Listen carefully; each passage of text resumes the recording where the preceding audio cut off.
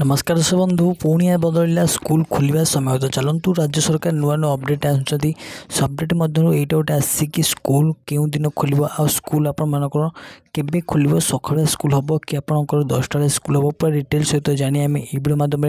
चलते आउ डे नक भिडियो को स्टार्ट करने पूर्व मुझे कहबी जदि आपने आम ये चैनल को नुआ आसती निश्चित भाव में ये चैनल को लाइक करूँ शेयर करूँ सब्सक्राइब करूँ। तो आप निहत जानते कि ये राज्य सरकार बहुत सारा भल भल पदक्षेप नहीं आस जमती कि एबे नहीं कि आसती एबे स्कूल छुट्टी होगा आमती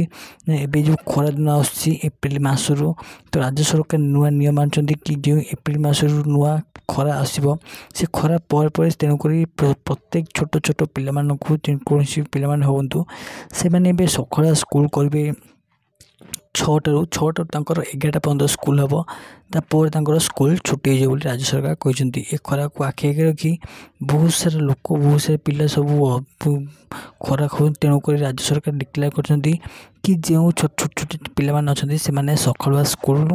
क्लास करेंगे। तो यहाँ एप्रिल मास 1 रु एप्रिल मास 1 रु यहाँ स्टार्ट हम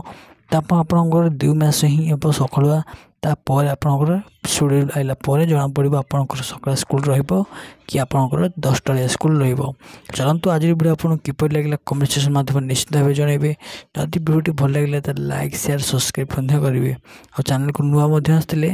लाइक शेयर सब्सक्राइब करेंगे। तो चलते आज वीडियो ये टुकुची देखा अन्य कोने रोहु सांग मैंने आज जय जगन्नाथ।